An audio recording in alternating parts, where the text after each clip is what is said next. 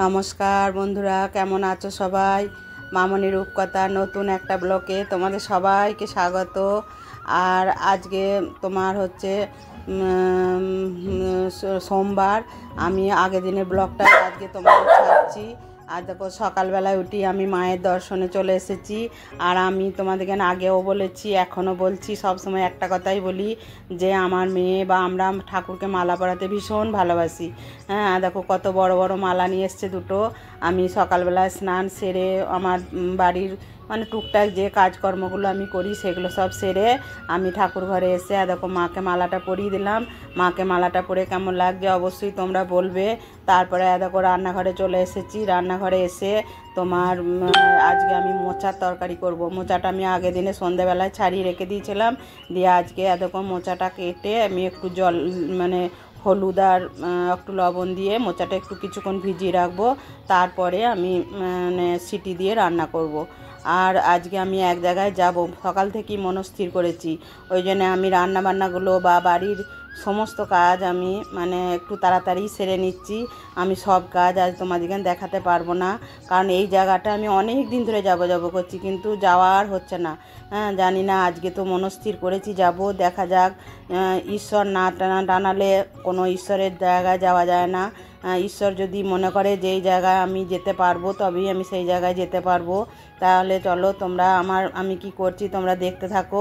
আমি আজকে সেরকম কিছুই রান্না করব না, এই উচ্ছে ভাজবো আর তোমার মুগের ডাল আর তোমার মোচার তরকারি এই রান্না করব। আর সকালে ওই মোচাই তোমার একটু চপের মতো করে দিয়েছিলাম, সবাই মিলে মুড়ি টুড়ি খাওয়া হয়েছে। আজকে সকালে চাও খাওয়ার সময় পাই নাই, ওই জন্য আজকে টিফিনটা করি, চাটা খেয়ে নিলাম। চাটা খেয়ে দেখো রান্নাতে লেগে গেলাম। আজকে আমি আর সময় নষ্ট করব না, আজকে আমি তাড়াতাড়ি রান্নাটা করব, কারণ আজকে আমি বলেছি যখন এক জায়গায় যাব আমি অবশ্যই যাব। বিকালটা এখন আমার একদম ঘরে থাকতে ইচ্ছা যায় না, ওই জন্য আমি মনস্থির করেই নিয়েছি যে প্রতিদিন বৈকালে আমি একটু করে বেরোবো। দেখো সারাদিন ঘরের মধ্যে বদ্ধ থেকে কি বলো তো হাঁপিয়ে উঠি, সব কাজকর্ম করে সব কিছু করে মনে হয় তো যে বাইরের দৃশ্যটাও একটু গিয়ে দেখে আসি। সব সময় কি গৃহবন্দী হয়ে থাকতে ভালো লাগে? ভালো লাগে না। আমার হাজবেন্ড তো সব সময় চায় যে চলো একটু ঘুরে আসবে, চলো একটু বেরিয়ে আসবে, চলো। আমি যেতে চাই না, কিন্তু এখন আমি মনস্থির করিয়ে নিয়েছি যে আমি যাব। আর দেখো হাজবেন্ডকে শশা কেটে দিচ্ছি, কারণ ও তো সুগারে মানুষ, ওকে প্রতিদিনই শশা একটা করে গোটা শশা দিই। আর এই গোল গোল করে কাটলাম, ওটা রায়ের জন্য, ও আবার গোল গোল করে না কেটে দিলে খাবে না। আর এইটা আমি হাজবেন্ডের জন্য 4 টুকরো করে দিলাম। আর একটা আজকে আমটাও এনেছে, এই আমটা ধুয়ে এই আমটা 2 টুকরো দেবো। এবার সুগারের রুগী তো আম দিতে ভয় লাগে, কিন্তু হাতে করে এনেছে তো, দিয়ে ওই জন্যই 2 কুচো দিচ্ছি। দিয়ে 2 টুকরো দিয়ে আমি 2 টুকরোই খাও। আর এইটা আবার 4 টুকরো করে আমি রাইকে দেবো। আর ওকে শুধু দেখো, শুধু যে শশা আম দিলেই হবে না, এর ওপরে বিট নুন দিতে হবে, গোলমরিচ দিতে হবে, তবে খাবে। আর এধারে আমার দেখো আজকে আমি মোচার তরকারিটা রাঁধবো। আমার মশলাটা কষা প্রায় হয়ে গেছে, একটু দই দিলাম, দই দিলে বেশ টেস্টি হয় খেতে, তো ওই জন্য আমি সব তরকারিতে অল্প করে একটু দই দিই। আর একটাই তরকারি করব যখন, একটু তো ভালো করে করতেই হবে বলো, না করলে সেটা তো আর খেতে ভালো লাগবে না। আর মোচার তরকারি কি বলো তো, একটু ঘি গরম মশলা না দিলে কিন্তু ভালো লাগে না। আমি মোচার তরকারিটা আজকে ঘি গরম মশলা নিরামিষই করছি। আর তোমার একটু ছোলা ভিজে তারপরে তোমার একটু বড়ি ভাঙা দিয়ে করব। আর মোচাটা আমি খুব বেশি সিটি দিই নাই, আমি একটা সিটি দিয়েছি, কারণ বেশি মোচাটা ঘ্যাট পাড়া হয়ে গেলে না খেতেই ভালো লাগে না। আমার আবার একটু মোচা কি বলো তো, একটু বেশ দানা দানা থাকবে, খেতে ভালো লাগে। আর একটাই আলু দিয়েছি, কারণ ঘরে এখন কেউ আলু খায় না। এত অল্প দুটো ছোলা দিয়ে দিলাম, ছোলাগুলো আবার অঙ্কুর বেরিয়ে গেছে।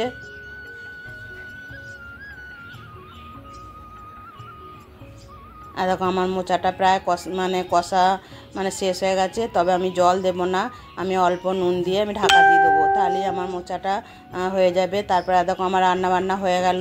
বলেছি না আজকে আমি চটজলদি রান্না করব, আমি আজকে কোনো কিছু দেরি করব না। দিয়ে আমি গ্যাস ট্যাসগুলো সব মুছে নিই, কারণ রান্না করে গ্যাস না মুছলে বাবা আমার কিন্তু কিছু কাজ করতে ইচ্ছা যায় না। আর গ্যাসটা মোছা হয়ে গেলে মনে হয় যে রান্নাঘরটাও বেশ পরিষ্কার পরিচ্ছন্ন হয়ে যাবে।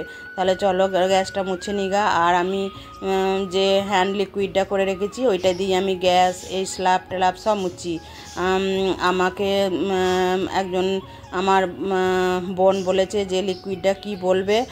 এটা হচ্ছে কি বলো তো, আমি হাফ কাপ মতো ভিনিগার দিয়েছি। আর আমি তো প্রিল দিয়ে বাসন মাজি, আমি বাসন বলতে আমি রান্নাঘরের বাসনগুলো প্রিল দিয়ে মাজি। ওই প্রিল দিয়েছি তোমার 2-3 চামচের মতো, আর বেকিং সোডা দিয়েছি 2 চামচ, আর 1 বোতল জল দিয়ে ওই লিকুইডটা করে রেখেছি।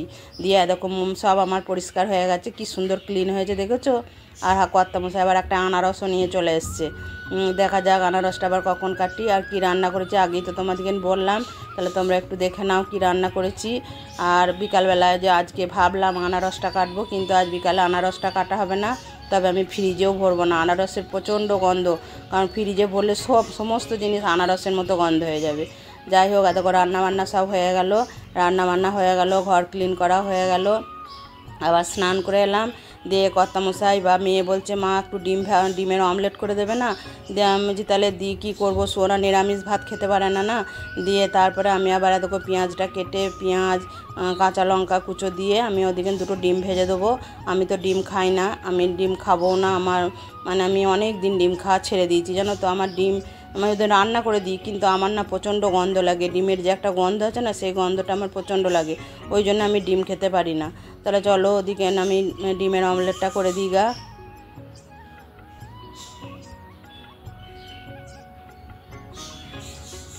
আর ডিমগুলো দেখো ফ্রিজে ছিল তো, খোলাটা ছাড়তে চাইছে না দেখছো। তবুও ভালো করে ঠুকে নিয়ে ভাঙলাম। যাই হোক, ডিমটা ফাটিয়ে নিলাম, ফাটিয়ে নিয়ে তেলও বসিয়ে দিচ্ছি। আবার আমাকে গ্যাসটা মুছতে হবে, কারণ সব গ্যাসটা আমার মোছা হয়ে গিয়েছিলো। কিন্তু ডিমটা ভাজবো, ধরো ডিমটা ভাজলে তো আমাকে গ্যাসটা আবার মুছতে হবে। আর লাড্ডুর জন্য কথা বলবো কি, দেখছো তো কী পরিমাণে চিৎকার করে, কোনো কিছু আওয়াজ পেলেই চিৎকার করবে। হ্যাঁ, আর গরম গরম ডিমের অমলেটটা খেতে ভালোই লাগে, আগে তো খেয়েছি জানি, কিন্তু এখন এই গন্ধের জন্য খাই না।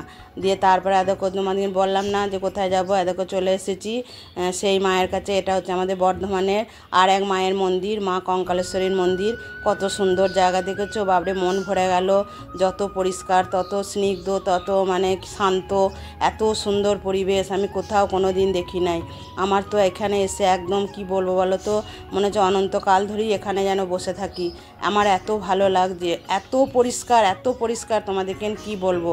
তোমরা যদি কোনো দিন, আমি তো আমার বাড়ি তো বর্ধমানে, তোমরা যদি কোনো দিন এই বর্ধমান আসো, অন্তত একবারে হলেও এই কঙ্কালেশ্বরী মায়ের মন্দির দর্শন করে যেও। যত বড় এরিয়া, তত সুন্দর, তত পরিষ্কার পরিচ্ছন্ন, এত সুন্দর না, মন ভরে যাবে। দেখো এত কাছে আছে, তাও আমি দেখো কোনো দিন আসি নাই, এই প্রথম এলাম। আমার তো এসে প্রচণ্ড ভালো লাগছে, প্রচণ্ড ভালো লাগছে, আমার এত ভালো লাগছে না। তারপরে তোমার কি সুন্দর রবীন্দ্রসঙ্গীত হচ্ছে, গান বাজছে, একদম স্লো মোশানে গান বাজছে, কত সুন্দর। তারপরে দেখো এখানে মায়ের ভোগও দেওয়া হয়, খিচুড়ি ভোগ, কেউ ফিরে যায় না, এত লোক আসছে, সবাই ঠিক ভোগ পাচ্ছে। দিয়ে আমার হাজব্যান্ড আমার জন্য একটা প্লেটে করে নিয়ে এলো, আমার হাজব্যান্ডও খেলো। আর কত সুন্দর হাওয়া দিচ্ছে দেখতে পাচ্ছ, তাহলে বুঝতে পারছো যে পরিবেশটা কত সুন্দর। আমার তো খুবই ভালো লাগছে, এত ভালো লাগছে তোমাদের কি বলবো। আর এইটা পুরো মায়ের মন্দিরটা তোমাদের দেখালাম, দেখো মায়ের মন্দিরটা পুরো। আমার তো এত লোডশেডিং হয়ে গিয়েছিলো জানো তো এর মাঝে। যাই হোক, আবার সঙ্গে সঙ্গে কারেন্ট এলো। আর এটা একটা পুকুর খনন হচ্ছে, দেখো মন্দিরও হচ্ছে, এত সুন্দর জায়গা না, তোমাদের কি বলবো। এটা একবার বছরে একবার এখানে অনুষ্ঠান হয়, সেদিন কঙ্কালেশ্বরী মায়ের যেদিন প্রতিষ্ঠা দেব, তখন এখানে মেলা হয়, বড় বড় সব আর্টিস্টরা আসে জানো তো। কিন্তু আমরা কোনো দিন আসি না, এই প্রথম আমি এখানে এলাম। আর এই যে দেখতে পাচ্ছ, এটা হচ্ছে একটা বৃদ্ধাশ্রম, ওখানেই করেছেন এখানকার যে আমাদের কি বলবো, যে আমাদের এখানে পৌরপতি, সেই পৌরপতির বাড়ি এখানে, উনি এইসব করেছেন। কত সুন্দর জায়গা, বুঝতে পারছো। তাহলে আমার তো খুবই ভালো লাগছে। আমি আমার হাজব্যান্ডকে বলছি তুমি আমাকে অন্তত মাঝে মাঝে এখানে নিয়ে এসো। আর এলে আমি এই সন্ধ্যের দিকেই আসবো, কারণ দেখো বৃদ্ধাশ্রমের সামনের জায়গাটা দেখো কত সুন্দর। এখানে কোনো কিছু খাবার দাবার নিয়ে ঢোকা যাবে না, জুতো পরে ঢোকা যাবে না, এত সুন্দর জায়গাটা না, খুবই ভালো লাগছে। আমার তো কি বলবো, তোমাদের বারবার বলতে ইচ্ছা যাচ্ছে যে তোমরা কোনো দিন না কোনো দিন যদি বর্ধমানে কেউ এসো, তাহলে একবার অন্তত এই জায়গাটা এসে তোমরা দর্শন করে যেও, দেখবে তোমাদেরও খুব ভালো লাগবে। তখন তোমরা আমার এই কমেন্টের উত্তর দেবে যে হ্যাঁ দিদিভাই তুমি ঠিকই বলেছিলে যে জায়গাটা কতটা সুন্দর। দেখো কত বাচ্চারা সব খেলা করছে, কি ভালো লাগছে না। তারপরে দেখো অসহায় সেই মায়ের সঙ্গে আমার দেখা হলো। এই মা আমাকে এসে বলছে, মা আমাকে কিছু টাকা দিবি? আমি হ্যাঁ অবশ্যই দেবো। দিয়ে আমাকে বলছে আমার সঙ্গে একটু ছবি তোল না। আমি তুললাম, দিয়ে বলছে তাহলে ছবিটা ভালোই হলো, তোলা থাকলো, আমি যখন মরে যাব আমার ছবিটা দেবেন না। ঠাকুমা না মাসিমা এরম কথা বলবেন না, আপনি মরবেন কেন, আমি আপনার ছবি তুললাম। দিয়ে আমি ওনাকে কিছু টাকা দিলাম। আমি বললাম এবারে যখন আসবো আমি আপনাকে আরও কিছু বেশি পয়সা দেবো। আমি ইচ্ছাই আছে মনে মনে, যদি দেখা হয় আমি একটু শাড়ি একটু মানে খাবার দাবার নিয়ে যাব, দিয়ে আমি দেবো। দেখো টাকা পয়সা দিলে সবসময় থাকে না। তারপরে দেখো আমাদের বাড়ি ফেরার পালা, আমরা বাড়ি ফিরে আসছি। রাস্তাঘাট কত সুন্দর দেখতে পাচ্ছ, আমার তো খুবই ভালো লাগছে। হ্যাঁ, তোমাদের কেমন লাগলো অবশ্যই আমাকে একটা কমেন্ট করে বলবে। তাহলে আমার ভিডিওটা এই পর্যন্তই। তোমরা ভালো থাকবে, সুস্থ থাকবে, দেখা হচ্ছে নেক্সট একটা ব্লগে। Tata, bye bye.